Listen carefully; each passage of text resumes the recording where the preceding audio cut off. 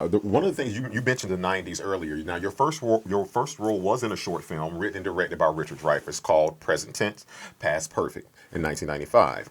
Now, during our deep dive, because we love to do our research here, there seems to be a friendship and mutual respect that goes way back between you two. Can you tell us a little bit about that? Well, first of all, I should say that despite the fact that I only have a little line in that, I actually am the reason that that project happened. I didn't know that was called producing back then. I should have gotten a producer credit instead of my little teeny actor credit I was so excited to get. Um, but yeah, the people who made that movie asked me if I could, if Richard had anything that he wanted to direct, and he did, and I knew that. So yes, Richard and I were friends. Way We've been friends for now. What are we at? This is 1992. I think I met him. Okay. So, but if you had deep dived enough, I don't ever talk about this part, but our friendship did start as a romance. Um, Oh, so there are a few pictures out there on the internet of us on red carpets back in the you'll day. find it. You'll find it. But in any case, our friendship's been through so many evolutions and revolutions and all that um, yeah, he wrote the foreword for my book, No Small Parts. He and I double date when he comes to New Orleans to shoot. He's been instrumental in helping me with my career, and I've been instrumental in helping him with his. I used to be his reader and read his scripts for him, and we've just really.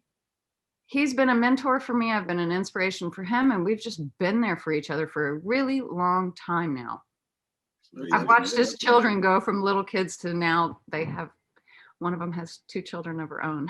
So Wow. That kind of cued me in on because I saw a picture with you guys and some kids, and it looked like a some kind of service, like a christening or baptism or something like that. I can't remember exactly what it was. I saw a priest. oh, with the Pope. The Pope. Oh, That was not the just the Pope. priest. There you go. My apologies, Pope. Yeah, Yeah. we met the Pope, I John Paul II. okay. JP2, man. You know it's JP2? Yeah, The we the met face. in the Vatican. That's That was very Some cool. type of ceremony. That was very cool. yeah. Well, Good and we stuff did from the that phone. as a family, but I really was just a travel companion at that point. I mean, like I said, our romance was the jumping off point, but our friendship has had all sorts of shapes. So, That's really cool that you yeah. guys were able to start at on a relationship level and transition it in a healthy way to something where you guys can both benefit from each other. That's amazing. I feel like when you love somebody, that love, it can evolve. Yes. Yeah, as long as it doesn't get destroyed in the process of loving. Well, I'm not a very destructive person, and I can take a lot. So, We saw in Django. Yes, yes, yes. In 2011, you worked with Richard Dreyfuss again in the short film Lone Star Trixie, which you wrote, directed, and starred in. Could you tell us a little bit about that? yeah, actually, this again is going to bring us back to Quentin. I wrote this script called Lone Star Trixie. Um, that was a modern day female Western and was clearly written far before its time. But Quentin read it and said that it was a work of genius that needed to be made. And he also said that I had to direct it. And unlike Jon Favreau and Ben Stiller, when they told me I should direct and I did nothing with that, when Quentin said it, I heard it. And I directed Intermission. I wrote, produced, and directed Intermission in order to learn how to direct because I had never directed. Why would I know how to direct? So I did Intermission to become good enough to do Lone Star Trixie. And in the meantime, I did another one in between those two. And when I did Lone Star Trixie, I did it on somebody else's dime. A producer came in and wanted to shoot that 8-minute piece to try and help with financing the film. And one of the rules was that in order to get the money, I had to play Trixie, which was not my intention. I had written it for an actor that I admire quite a bit, who's in my age range, but is not me. And so I had not written it as a vanity piece. So that's one thing that was a little hard for me, was that I had written it so that I could work on the directing. And then I needed to work with other people helping me direct because I was starring in it. So it was, you do what you have to do to get the money, right? So, which was a great opportunity. And, I am now, because I never made the movie, I am now the only person, I am Trixie. So since it's a character I wrote lovingly that Quentin thought was a work of genius, I'm happy with it. I'm proud of it. Richard came on board to play Virgil, who's the jaded director who has a breakdown on camera.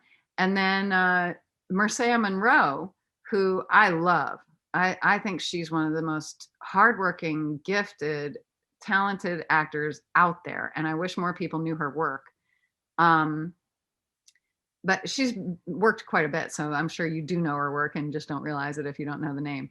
But in any case, Marcia Monroe came to play along with us, and we just shot it. We found locations through our crew and shot it all in a weekend. Was there ever a moment on set where the irony was appreciated, that your first starring role was directed by Richard Dreyfuss, and now here you are directing him? I don't know if anybody put it into high relief that way. What I do know is that was a really fulfilling experience for both of us. There's a photograph of the two of us hugging afterward.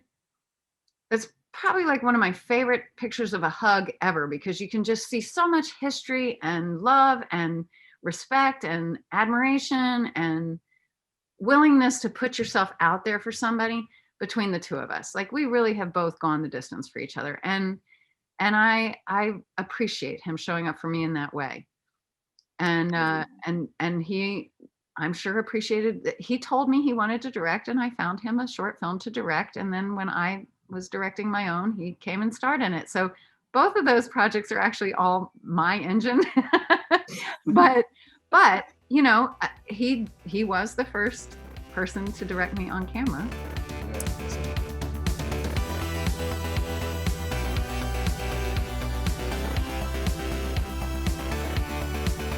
Why don't you subscribe? It'll last longer.